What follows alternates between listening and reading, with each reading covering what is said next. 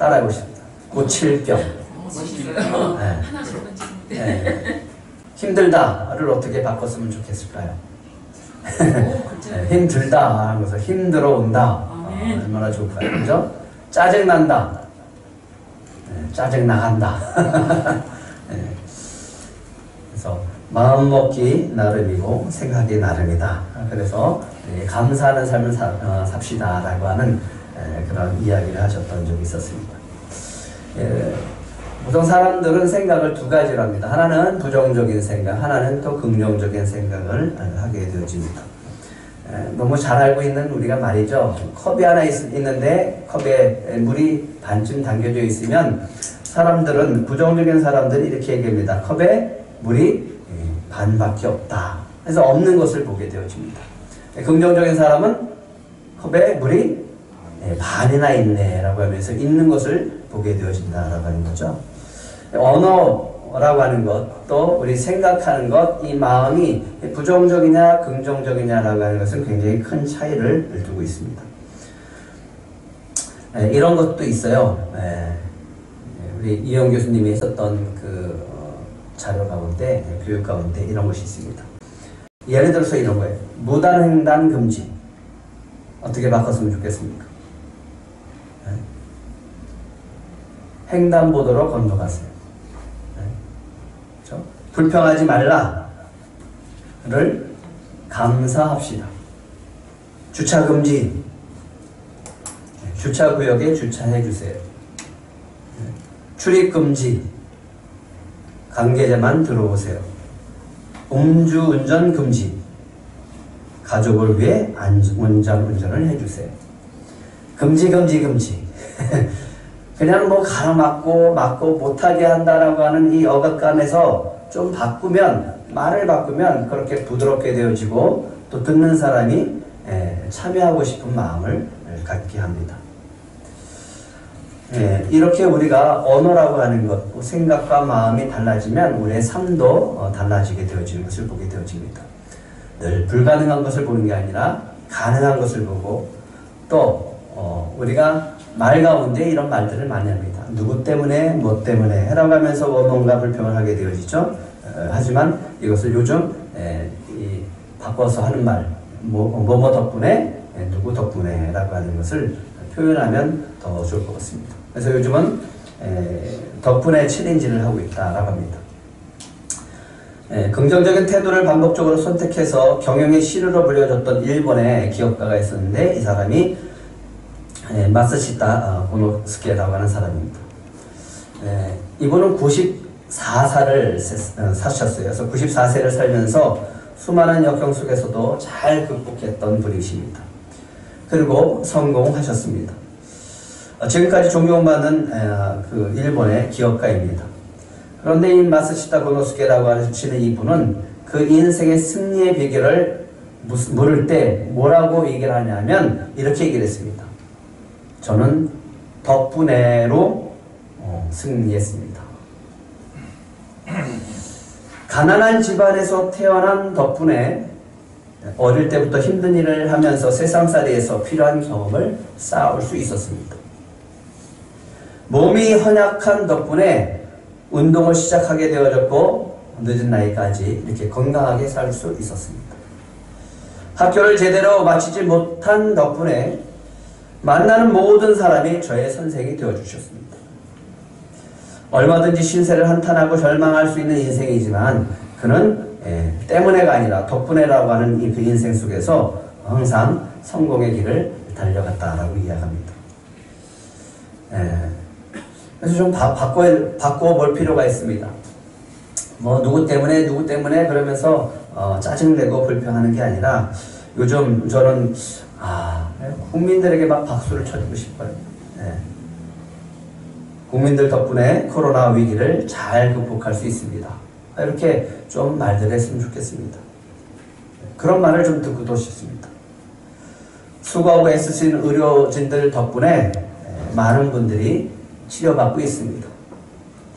저는 2주간 여러분들의 기도 덕분에 잘 견디고 여기까지 나올 수 있었습니다.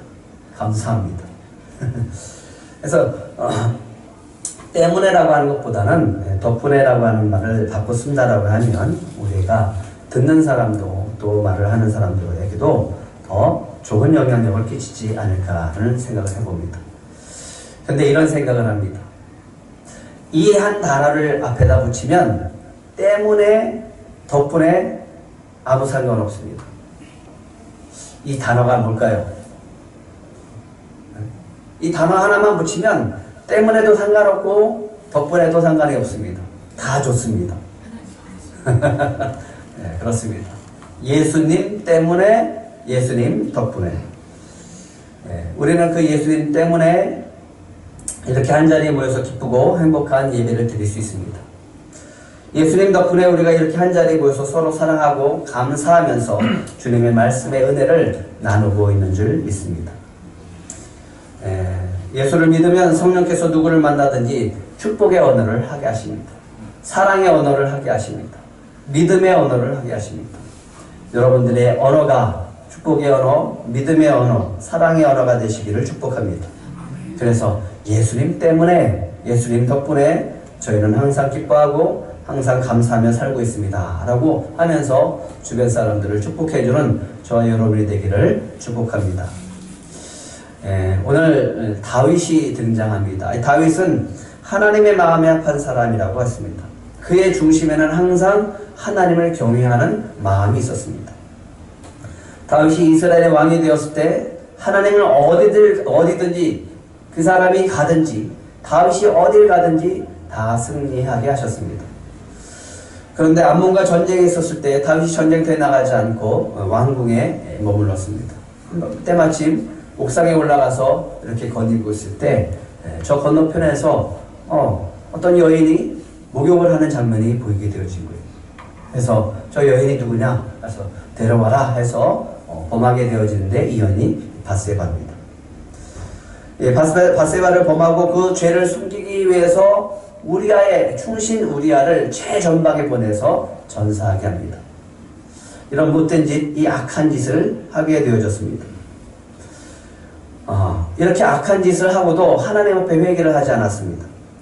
하나님은 회개를 기다렸지만 다윗이 그렇게 죄를 고백하기를 기다렸지만 회개하지 않는 거예요. 그래서 하나님께서 나단을 통해서 밧세바를 범하고 우리아를 죽인 죄를 들춰내십니다. 나단을 통해서 그 죄를 책망하니까 다윗이 그 자리에서 하는 말씀이 있습니다. 그 자리에서 제가 잘못했습니다. 제가 여호와께 범죄했습니다 라고 고백을 하게 되어집니다. 그 자리에서 회개를 하게 되어집니다. 다윗이 자신의 죄를 인정하고 회개를 하자 하나님께서 그 자리에서 또 즉시 용서를 해 주십니다. 하지만 문제는 그의 죄값이 남아있었어요. 13절 14절 한번 같이 읽겠습니다. 13절 14절 시작. 다윗이 나단에게 이르되 내가 여호와께 죄를 범하였노라 하며 나단이 다윗에게 말하되 여호와께서도 당신의 죄를 사하셨나니 당신이 죽지 아니하려니와 이 일로 말미암아 여호와의 원수가 크게 비방할 거리를 얻게 하였으니 당신이 낳은 아이가 반드시 죽으리이다. 나단이 다윗에게 이 말을 하고 집으로 돌아가자 하나님께서 밧세바가 낳은 아들을 치십니다. 그래서 그 아들이 점점 죽어갑니다. 다윗이 자신의 죄로 말미암아 아들이 죽어가는 모습을 보고 너무너무 속이 상해서 안타깝고 그래서 금식하면서 철회하면서 기도하기 시작합니다. 하나님, 저의 죄를 용서해 주셨잖아요. 그러니까 저 아들을 좀 살려주시옵소서. 베옷을 입고 금식하면서 밤새 땅바닥에 누워서 기도합니다.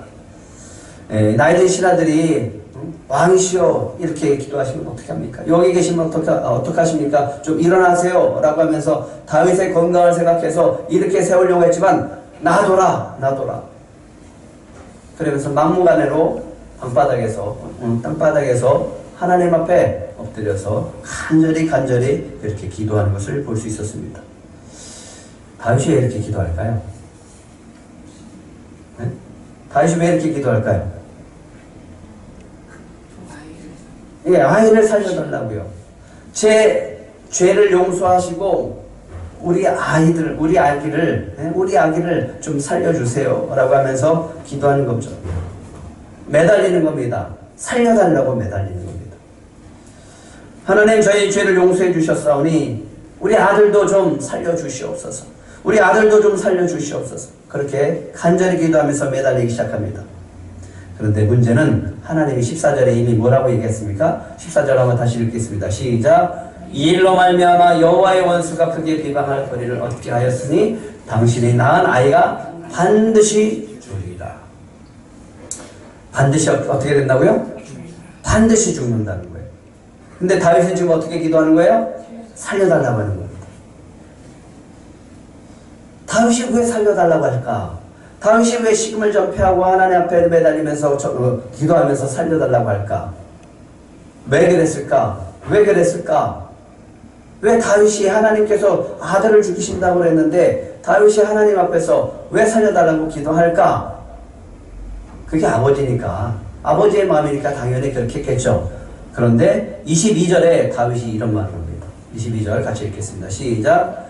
이르되 아이가 살았을 때 내가 금식하고 운 것은 혹시 여호와께서 나를 불쌍히 여기사 아이를 살려주실지 누가 알까 생각하거니와. 누가 알겠느냐. 내가 이렇게 간절히 기도하고 내가 금식하고 내가 철회하면서 하나님 앞에 간절히 기도하면 하나님이 들어주실 줄 누가 아냐. 누가 알겠습니까? 누가 알겠습니까? 이 마음속에는 뭐가 들어있는 거예요? 누가 알겠습니까? 살려주실 수도 있지 않습니까? 근데 하나님은 이미 뭐라 그랬어요? 반드시 죽는다. 우리가 어떻게 기도해야 될까요? 내가 이렇게 간절히 기도하면 혹시 누가 합니까? 나를 불쌍히 여기셔서 아들을 살려주실지. 근데 여기서 만약에 하나님께서 다윗의 기도를 들으시고 아들을 살려주면 어떤 문제가 생기게 될까요? 하나님은 이렇게 얘기했습니다. 내 아들이 반드시 죽을 것이다. 그러면 아들을 살려주시면 이 말씀은 어떻게 되는 거예요? 취소해야죠. 번복해야 되는 겁니다. 하나님은 반드시 죽는다라고 했는데 다윗의 기도를 들으시고 살려주신다면 하나님의 말씀은 어떻게 되는 거예요? 번복되는 거예요. 다윗이 내가 낳은 아이가 반드시 죽을 것이다 라는 말씀을 번복해서 아이를 살려주신다면 하나님은 어떤 하나님이신 거예요? 좋으신 하나님, 인자하신 하나님, 사랑이 많으신 하나님이라고 하실 수 있을까요? 만약에 그러면 하나님이 아들을 살려주신다면 무슨 근거로 살려줘야 되는 겁니까? 우리는 어떻게 받아들입니까? 만약에 다윗이 이렇게 기도했는데 아들이 살아났다, 아들을 살려주셨다 라고 한다면, 그렇게 성경에 기록되어졌다면 우리는 기도의 방법을 바꿔야 됩니다. 다윗이 일주일 동안 금식 기도했기 때문에 그렇다면 우리도 금식하면서 작정하고 기도해야 됩니다. 다윗이 일주일 동안 철야 기도했기 때문에 살려주셨다면 우리도 철야 기도하면서 하나님의 뜻을 돌이킬 수 있도록 작정하고 또 작정하고 열심히 기도해야 됩니다. 네가 그렇게 간절히 기도했기 때문에, 네가 작정하고 기도했기 때문에, 네가 금식하고 철야 기도했기 때문에, 네가 최선을 다해서 나에게 정성을 들여서 기도했기 때문에 내가 내 뜻을 돌이켜서 네 아들을 살려주겠다라고 하신다면 우리의 기도는 이제부터 바뀌어야 되는 거예요. 기도 응답의 기준이 뭡니까 그러면? 우리가 열심히 기도했고, 우리가 최선을 다했고, 우리가 금식했고, 우리가 철야 기도했고, 우리가 간절히 기도했기 때문에 응답해 주신 거예요.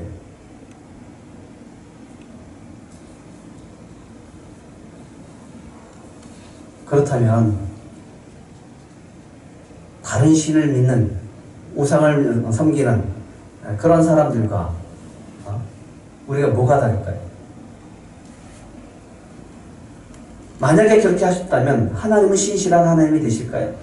진실한 하나님이 되실까요? 수시로 이랬다 저랬다 하는 그런 하나님이 되시지 않을까요?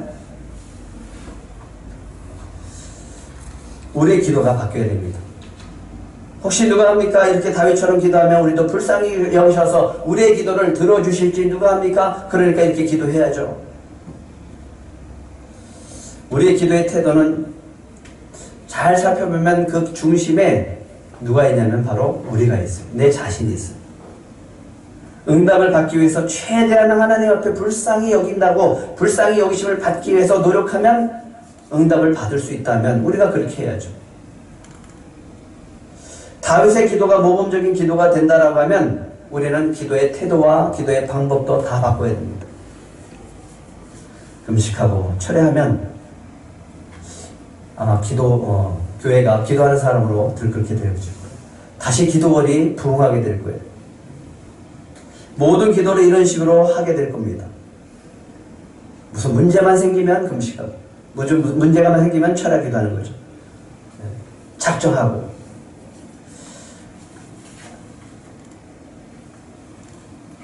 결론적으로 이렇게 기도하면 이렇게 되는 거예요. 하나님, 하나님의 뜻대로 마옵시고 내 뜻대로 이루어지게 하옵소서.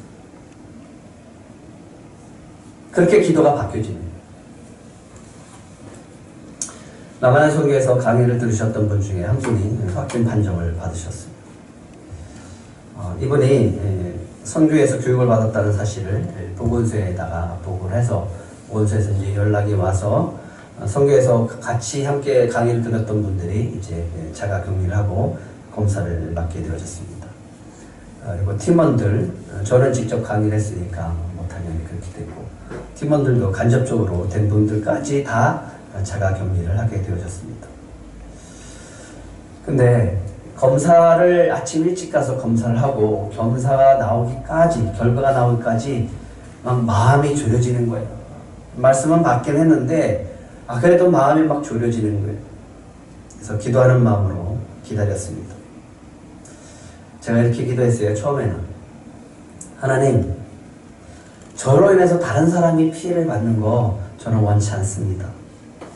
피해가 가지 않도록 좀 지켜주시옵소서.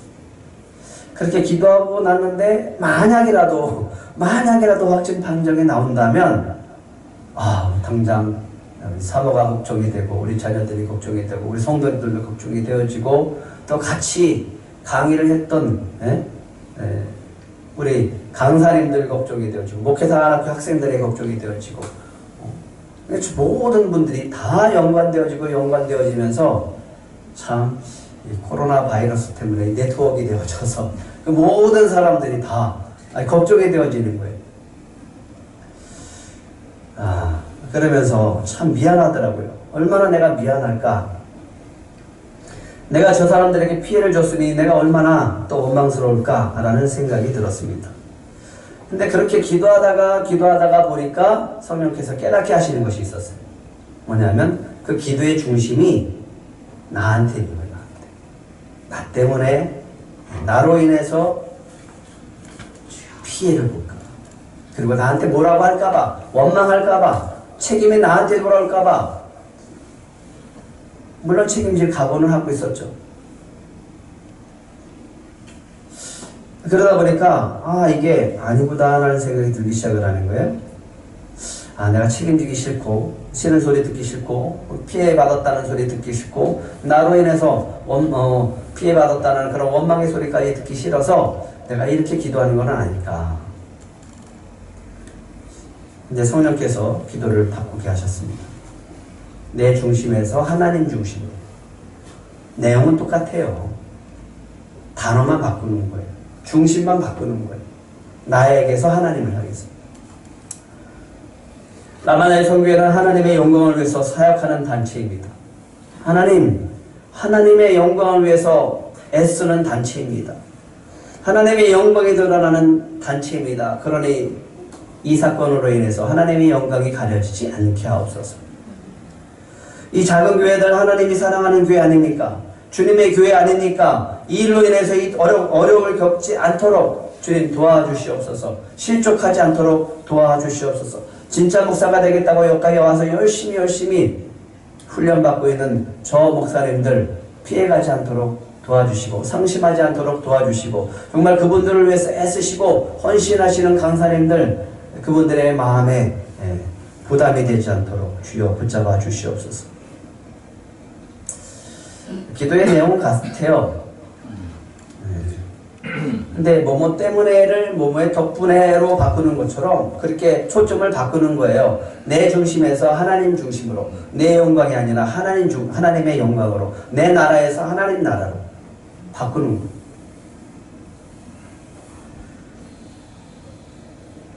그렇게 하다 보면 하나님께서 들으실 때 그 소리가 더 좋은 소리죠. 더 간절하게 느껴지는 거죠. 제가 제일 먼저 검사 결과가 음성으로 나왔어요. 그것을 카톡에 올렸어요. 네, 감사한 것은 그 순간부터 다음에 오는 모든 분들이 음성입니다, 음성입니다, 음성입니다. 제일 나중에 이준일 목사님, 제가 그랬어요. 이 성격대로 검사 결과도 나오는 것 같다고. 맨 마지막에 2시 반이니까 거의 3시쯤 돼서 마지막으로 음성 나왔습니다. 그래서 전원 전부 다 음성으로 판정이 되어집니다. 이걸 보면서 하나님이 지켜주시는구나 라는 것을 느낄 수 있었습니다. 내 영광이 아니라 내가 피해가 갈까봐 두려워하는 것이 아니라 하나님의 영광이 가려질까봐 노심초사하면서 하나님의 영광이 가려지지 않도록 하나님의 영광이 드러나도록 그렇게 기도했더니 하나님께서 감사함으로 바꿔주시고 모든 것들이 하나님께 영광 올려드리는 그런 귀한 사건이 되어졌다라고 합니다. 네.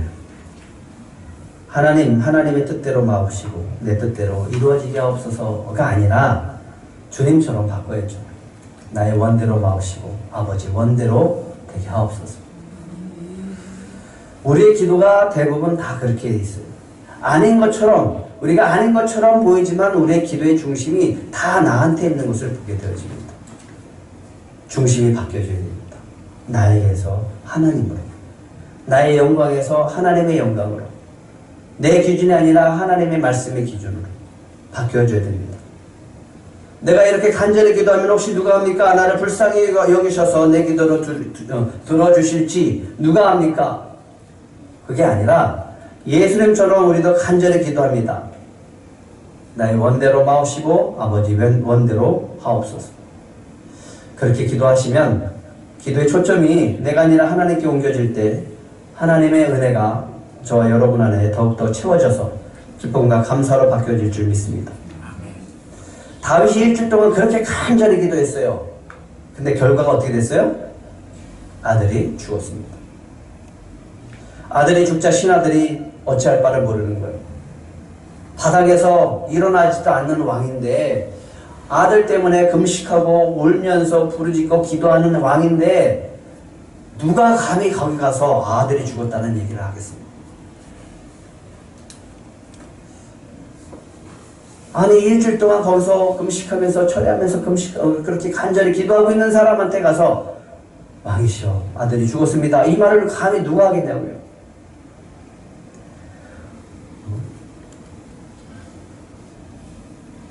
아들이 살아있을 때도 우리 말 안 들었는데 죽었다는 말을 하면 왕이 혹시나 기절하든지 아니면 자살할 거다 이런 생각을 하겠죠.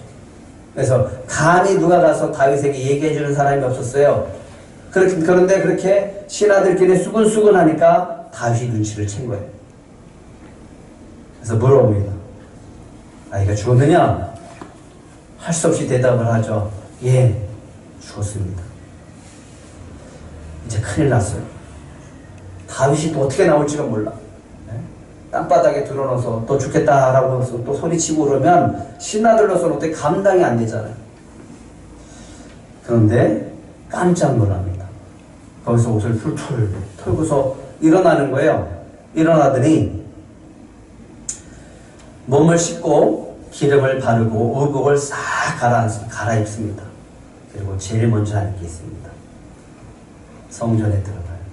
그리고 거기서 하나님께 경배를 드려요. 뭐 했다고요? 경배를 드립니다. 그리고 왕궁에 돌아와서 여봐라 먹을 것을 가져와라. 신하들이 보니까 도대체 저 왕이 저런 태도가 이해가 가지 않는 거예요. 조금 전까지만 해도 울부짖고 그렇게 기도했던 양반이 죽었다는 소리를 듣고 나서 완전히 180도로 바뀌어진 거예요. 그래서 너무너무 궁금해서 물어봤습니다. 왕이시여, 아이가 살아있을 때는 그렇게 금식하고 울면서 철야 기도하시더니 죽은 후에는 갑자기 일어나서 이렇게 음식을 잡수십니까? 어떻게 된 겁니까? 라고 묻자 다윗이 이렇게 얘기를 합니다. 내가 그렇게 간절히 기도하면 혹시 누가 압니까? 나를 불쌍히 여기셔서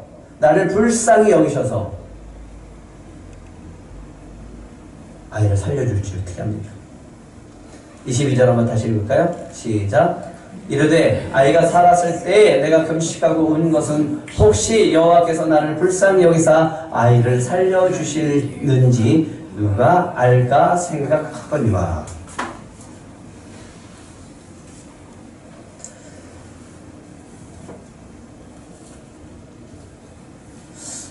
그런데 다윗이 모든 것을 다 털어버렸어요.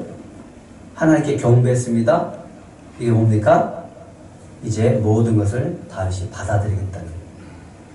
하나님의 그 결과 속에서 그렇게 최선을 다해서 기도했지만 하나님께서 아들을 데려가셨사오니 그 결과를 받아들이겠다. 받아들이지 않는다면 사람들은 어떻게 돼요? 그 자리에서 나도 데려가세요. 나도 죽겠습니다. 근데 다윗은 어떻게 했냐면 다 털어버리고 하나님께 경배를 드리고 음식을 먹습니다. 다시 일어서겠다는 거예요.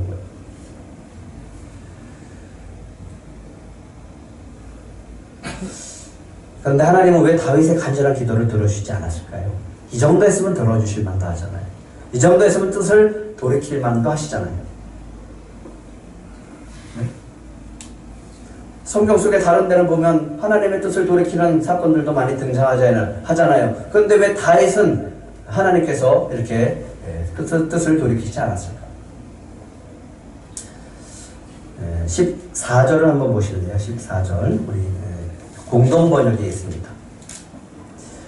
하나님께서 이 사건을 통해서 다윗에게 아주 큰 깨달음을 하나 주십니다. 하나님께서 이 다윗의 기도를 들어주시지 않았던 이유 첫 번째는 하나님께서 아까 14절에 뭐라고 했죠? 아이가 반드시 죽을 것이다 그랬어요. 죽일 수밖에 없는 거예요. 말씀하셨으니까 이루셔야 됩니다. 그런데 그 원인이 있습니다. 14절 공동번역 같이 읽겠습니다. 시작. 그러나 임금께서 야훼를 얕보시었으니 우리아의 아내가 낳게 될 아이는 죽을 것입니다. 무슨 죄를 졌다라고 하는 거예요? 어떤 죄? 임금께서 하나님을 얕보셨다. 우리아를 죽이고 밧세바를 범한 것은, 이 죄를 범한 것은 하나님이 다윗을 보면서 다윗이 하나님께 뭐 했다라고 하는 거예요? 얕봤다는 거예요. 업신여겼다라고 하는 거예요. 하나님이 지적하는 죄가 하나 있습니다. 이게 뭐냐면 하나님을 업신여긴 죄입니다. 그래서 그 죄로 말미암아 그 아들을 죽게 하셨다라고 말씀하십니다. 하나님께서 나단을 통해서 다윗이 저지른 범죄를 책망하시는 가운데 이런 말씀을 하십니다. 9절과 10절 한번 같이 읽어볼까요? 9절과 10절 시작. 그러한데 어찌하여 내가 여호와의 말씀을 업신여기고 나 보기에 악을 행하였느냐. 내가 칼로 햇사람 우리아를 치되 암몬 자손의 칼로 죽이고 그의 아내를 빼앗아 내 아내로 삼았도다. 이제 내가 나를 업신여기고 햇사람 우리아의 아내를 빼앗아 내 아내로 삼았은즉 칼이 내 집에서 영원토록 떠나지 아니하리라 하셨고. 다윗이 지은 죄가 뭐라고요? 하나님을 업신여긴 죄다. 하나님을 업신여긴 죄라고 하는 것은 이거예요. 하나님이 뭐라고 했냐면 내가 너를 기름 부어서 왕으로 세웠다. 내가 사울의 손에서 너를 구원했다. 이런 큰 은혜를 나한테 베풀어 줬는데도 불구하고 네가 나한테 어떻게 이럴 수가 있느냐라고 하는 거예요. 그게 바로 업신 여긴 죄라고 하는 거예요. 밧세바를 범하고 그 죄를 덮기 위해서 충신인 우리아를 최전방으로 보내서 죽였던 살해한 것은 하나님을 업신 여긴 죄라고 하는 거예요. 하나님의 마음은 어떨까요? 항상 하나님의 마음에 합한 사람으로 살았던 사람이에요. 항상 그의 마음은 하나님을 경외했던 사람이에요. 그런 그 다윗이 하나님 앞에 범죄하고도 회개하지 않는 그 모습을 봤을 때 하나님은 어떤 마음이 드셨을까요? 배신감이죠. 네가 나한테 어떻게 이럴 수가 있냐 라고 하는 거죠.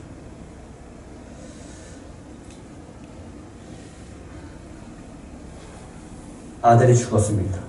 그 결과로 아들이 죽었습니다. 하나님이 아들을 반드시 죽으리라 라고 하셨기 때문에 데려가셨어요. 그리고 다윗이 일주일 동안 그렇게 열심히 간절히 기도했지만 결과는 아들이 죽었습니다. 기도를 멈춥니다. 그리고 일어나서 음식을 먹습니다. 그리고 신하들한테 이렇게 얘기합니다. 내가 이렇게 간절히 기도하면 혹시 누가 압니까? 나를 불쌍히 여기셔서 아들을 살려주실지. 하지만 지금은 아들을 데려가셨습니다. 근데 내가 더 이상 그렇게 간절히 기도할 필요가 뭐가 있겠습니까? 받아들이겠습니다. 그리고 일어나겠습니다. 라고 하는 겁니다. 어떻게 보면 참 냉정하게 보일 수도 있습니다. 어떻게 보면 저렇게 빨리 포기할 수 있을까라는 의문도 듭니다. 어떻게 저렇게 아들 잃은 슬픔을 빨리 극복할 수 있을까? 그렇지 않았겠죠. 하지만 다윗은 이제 하나님의 뜻을 받아들인 겁니다. 기도라고 하는 것은 하나님의 뜻대로 되기를 위해서 기도하는 것이 기도입니다.